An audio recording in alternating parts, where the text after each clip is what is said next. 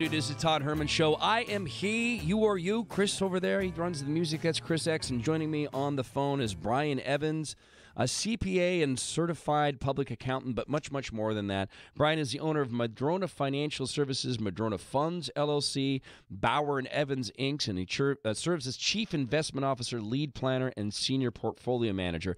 He also hosted a radio show right here on this radio station. You will hear updates from him.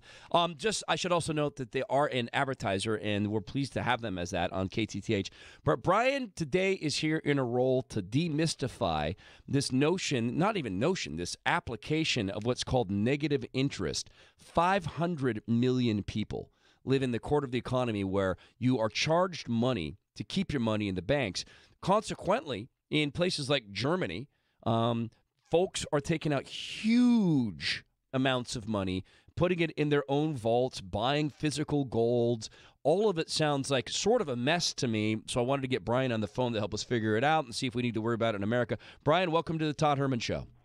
Thanks. Glad to be here. Yeah, it's great to have you. Well, what is this negative interest rate? Did I explain it well, that you are charged money to put money in a bank, but some borrowers actually get paid to borrow money? Is that correct, Brian?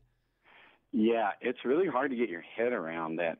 Okay, I'm going to buy a bond, and I'm going to take that risk. You're going to pay me back, but I'll buy this bond, which is essentially loaning money. And if I give you $100,000 and wait a period of time, if everything goes well, you'll give me $99,000 back. Wow, that's hard to get my head around, huh? Well, so I want to boil the numbers down because it's sometimes easier for people to deal with. So you're going to buy a bond for $10. So you're gonna buy something for $10, and then someone's gonna come back and say, "Hey, hold on to that, because man, if everything is swimming really well and the economy is great, I'm gonna come back and I'll buy that back for $9." That's what this is about. That's what it is. Unreal. And this is thought to be something that's actually going to help economies, Brian? Well, think of it this way: we're back in 2006, and Bernie Frank and everybody says, hey, more people need to be able to buy houses. And so for a number of years, the economy was just swimming along because you could be maybe making, $12 an hour, walk into the bank, and they'd take your pulse, and then you say, yeah, I want to buy 10 rental houses. And they say, okay, sign here. In fact, we'll pay you money. Now, does any of this make any sense? But we weren't really questioning it because the economy was humming along. People were buying houses. Housing rates were going up. Housing industry was doing great. Home Depot was selling stuff like crazy. And, they'd buy these $500,000 rental houses that rented for $800 a month with a signature. And so we know how that ended. And I remember when I saw that coming, Brian, was when people I'd known for 20 years who'd never done anything in terms of investing, never had money go to work for them, all of a sudden they were all getting into flipping houses because it was really easy, Todd. So easy. You buy a house, you put some work into it, you sell it for $60,000.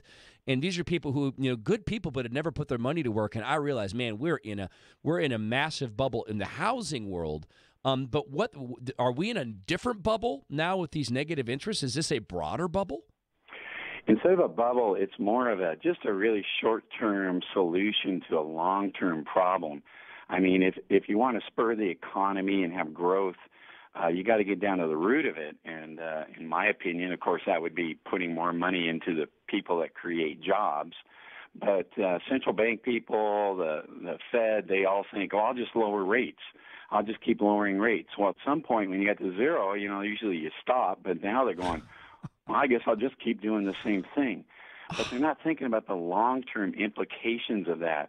It's going to squeeze banks' profits because banks aren't going to be able to pay nothing to their depositors and stay in business. So their profits are going to get squeezed, weakening the banking industry.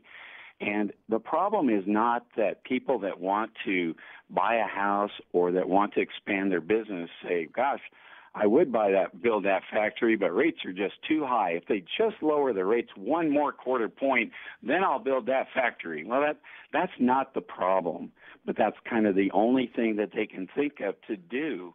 And so that's where this is coming about.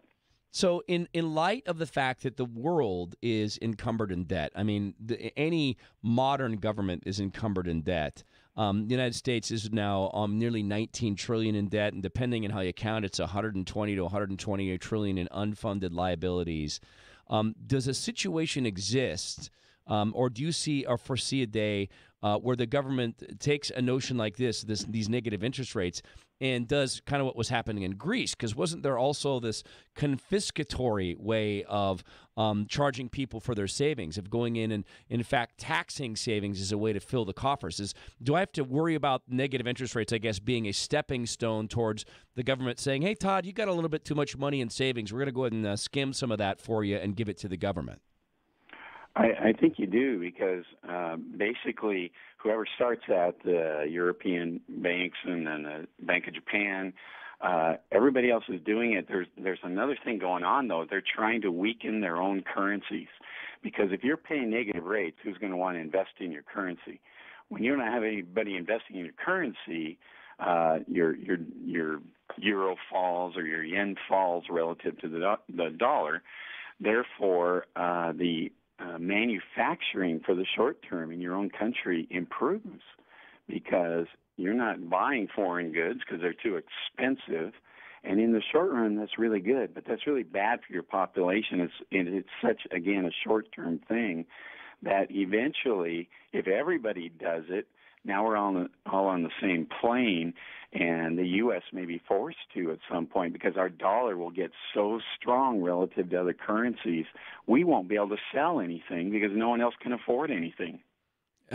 It seems to be a Gordian knot. You loosen one side, the other side tightens. On a scale of 1 to 10, I know there's a lot of things to worry about financially. On a scale of 1 to 10, how worried should Americans be about the negative interest rates?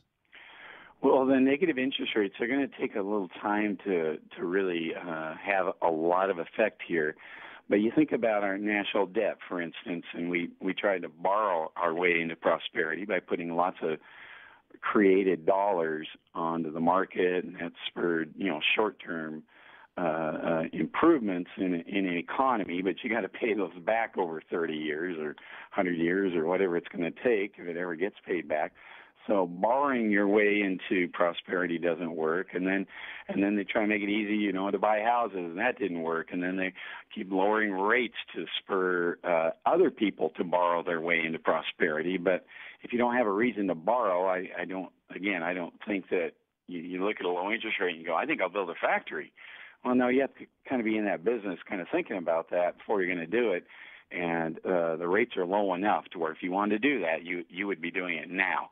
And so we keep on thinking of these gimmicks to spur the economy in the short term without, again, going to the underlying issue as to what would really improve an economy long term. But the people making decisions evidently don't always care about long term, as I'm sure you talk about plenty on your show here. We're always going for the short term fix to a long term problem. Yeah, and that long-term problem seems to be we have created a structural problem where we're set up to always borrow 4 out of every 10 cents that we spend. That government spending always grows. It's always presumed to grow.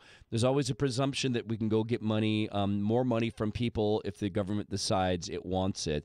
And Brian Evans from Adorn Financial, I'd also ask this then. Isn't the free college craze, the Bernie Sanders driving the Democrat Party to the left, with this sort of free college idea, that's just another way of monkeying with the financial system, pretending that these aren't loans, pretending that other people aren't paying the bills. I see that as very, very related to these negative interest rates. It's just another form of manipulation, right? Oh, all of it's just manipulation, trying to make it easy for us. You and I both know that if you don't work for something, you don't value it as much.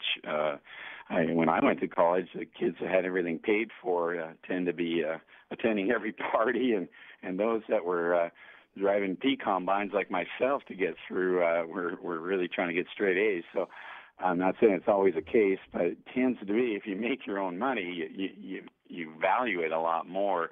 And so, most policy that's passed or anything like that is just manipulation. Most of the tax code is not about fairness. It's about manipulation. deal with this tax code every day of my life, and it's, you don't just look and see what makes sense. You go, okay, what were they trying to accomplish to manipulate you to do a particular thing? It's just extraordinary. And Brian, I appreciate you joining us. You can get with Brian online. You got Madrona Financial, and read his work. He's also an author. You'll hear radio updates from him here. I wanted to feel much better, Brian. I was hoping to chat with you and come away and say, oh, it's not what I thought it was, but it's even a little bit worse than I thought it was. So thank you very much for joining us, Brian. I appreciate it. You're welcome. All right. Todd.